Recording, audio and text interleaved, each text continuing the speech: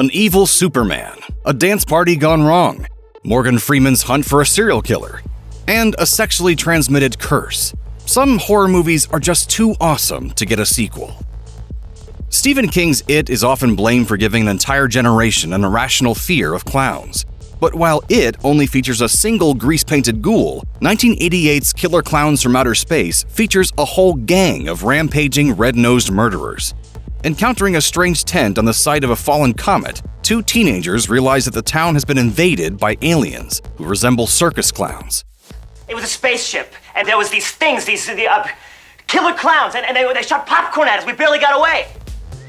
There's not a single thing associated with clownery that these jesters won't exploit to kill the townsfolk. Throughout the film, they employ everything from custard pies to strange shadow puppetry to popcorn that eats its victims in their imaginative kills. Killer Klowns from Outer Space is a cult classic for good reason, as it takes a preposterous premise to its ridiculous extreme. With a soundtrack that's as good as anything unfolding on screen, it's a perfect example of 80s comedy horror. A sequel was touted straight after the release of the movie, but it's been languishing in development hell ever since, with proposed sci-fi and Netflix follow-ups never getting past the drawing board. Perhaps it's for the best, as any sequel would have very big shoes to fill. Haunted by nightmares of a labyrinthine domain of monsters, Boone seeks psychiatric help.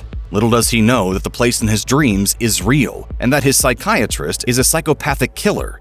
Both men stumble into the realm of the Nightbreed, a tribe of outcasts and monsters shunned by humanity who seek refuge amongst their own kind. And as it turns out, humans are the real monsters of the tale.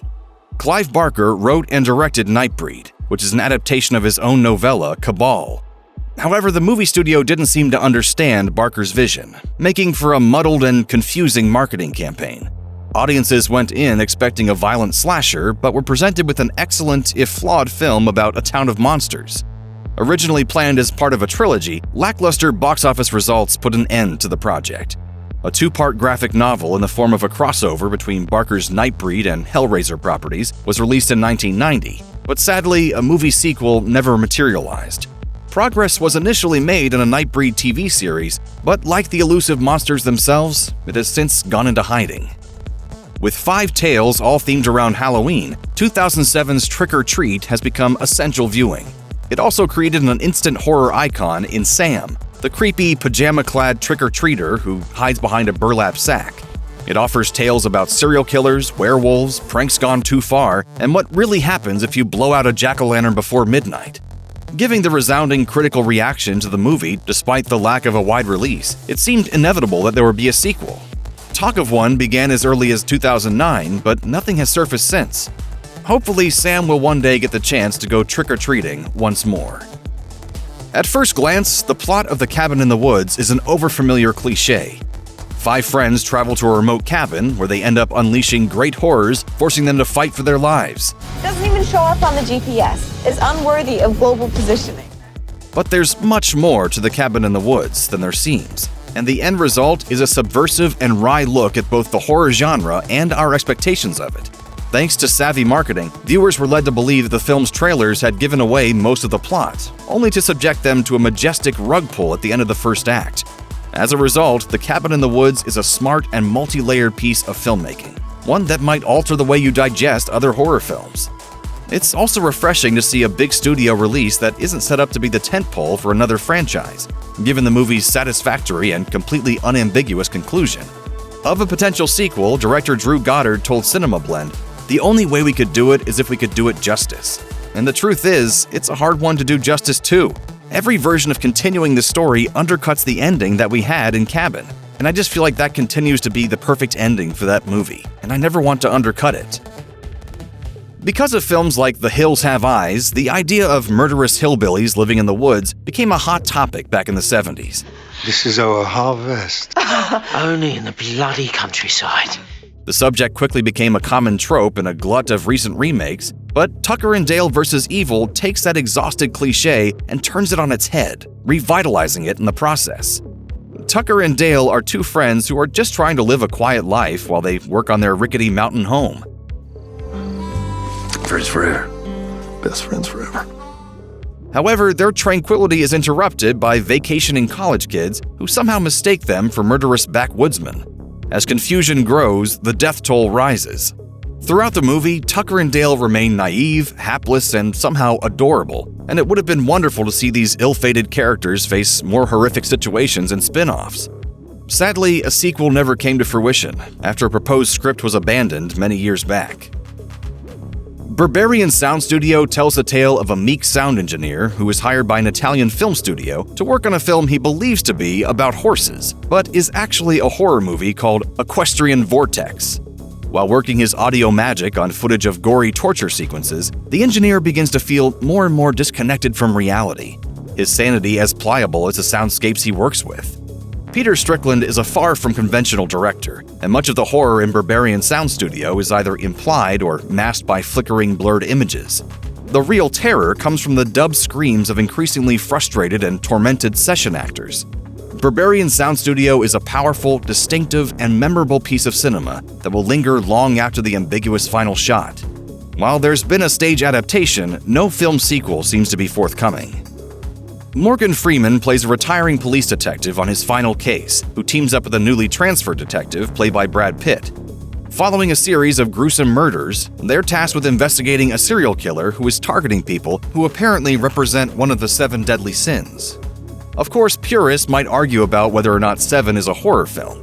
A bleak psychological thriller directed by David Fincher, Seven made a huge impact critically and commercially upon its release in 1995, and spawned a myriad of dark and gritty copycats. Because of that success, New Line Cinema repurposed an existing script called Solace and tried to retrofit it into a Seven sequel focusing on Morgan Freeman's character. However, in this proposed sequel, his detective would have suddenly developed psychic powers. You're kidding me. Luckily, the plan for a sequel was scrapped. Instead, Solace was made as a standalone 2015 film starring Anthony Hopkins, and didn't have any connection to Fincher's near-perfect thriller. Like the Final Destination series neatly removed the slasher from the slasher format, It Follows pits a group of teenagers against an existential threat in the form of a murderous sexually transmitted disease. Heroine Jay finds after sleeping with her new boyfriend that he has deliberately given her a deadly curse passed on via sexual intercourse. Death is approaching and will work its way backwards through its victims. Only by sleeping with someone else can Jay pass the affliction on and buy herself some time. Atmospheric, intense, with some wonderfully effective jump scares, It Follows has a deliberately ambiguous ending. After all, there is no stopping the curse, and it can only be delayed. As such, a satisfactory resolution is impossible, and the characters merely resign themselves to inevitability. That's hardly franchise material, and while there's been some interest in a sequel, nothing has come of it yet. When a pair of drifters trespass on a hidden burial site in the late 19th century, they provoke the wrath of a Native American tribe. One man is killed, but the other flees to the nearby frontier town of Bright Hope. When the tribe kidnaps both the escapee and the town doctor's assistant, the local sheriff is forced to lead an unlikely posse across the wilderness to retrieve them. Bone Tomahawk has a wonderfully convincing sense of time and place, a cast of enigmatic and interesting characters, and an excellent pace. Coupled with a career-best performance from Kurt Russell, who plays the jaded and cynical sheriff, Bone Tomahawk spans genres effortlessly, being both a standout western and a superb horror film. It's that documentary-style realism that makes certain shots from this one-and-done adventure linger in the consciousness far longer than you'd comfortably like. But a sequel is probably never going to happen, and in many ways, that's a good thing. The corpse of an unidentified young woman is brought to a coroner's office by the sheriff, who claims that he needs to know her identity by the next morning. The father and son team who run the morgue decide to work through the night, attempting to unravel the mysteries behind the girl's life and her eventual death. I hadn't expected that. The Autopsy of Jane Doe is a slow burn and is all the more effective for it. Set in the already unnerving confines of an autopsy room, it's elevated by the wonderful performances of its two leads, Emile Hirsch and Brian Cox. The autopsy is an interesting means of delivering exposition, as Jane Doe's body is a literal puzzle. There's a horrible inevitability, too, as the plot moves on, but it seems unlikely the story can end well. A detailed mythology underpins the story and could easily be explored in follow-on movies. Despite the film's open ending, The Autopsy of Jane Doe remains a standalone film. Climax is set in a snowed-in community center in the late 90s, where a dance troupe is celebrating a successful rehearsal the night before their American tour begins. We've barely been introduced to the diverse cast of dancers when somebody spikes the punch bowl with powerful hallucinogens, and the rest of the evening plays out like Dante's Inferno with the soundtrack of club classics. Director Gaspar Noé is no stranger to controversy, having directed 2002's Irreversible. In Climax, he's no less shocking, catapulting his cast of beautiful young people into the worst drug trip imaginable. As hell erupts in the various rooms of the center, Noé keeps bringing us back to the central dance floor. Every new visit shows that it has plunged deeper into chaos. In a film full of violence and sadism, it's appropriate that almost every scene is also an assault on the senses. For now, at least, there's no sequel. Superhero movies and horror had met before in projects like Blade and Darkman, but the mashup has never been as on the nose as it is in this Superman parody. While in many ways Brightburn isn't an original concept, it's the first real attempt to tell an evil Superman story on the big screen. After struggling to have a child, a couple's dreams of parenthood come true when a craft carrying a baby crash lands on their farm. They raise the infant as their own, and it's only when young Brandon hits puberty that his powers and true nature manifest. As his parents quickly discover, it's impossible to chastise an invulnerable child with a superiority complex.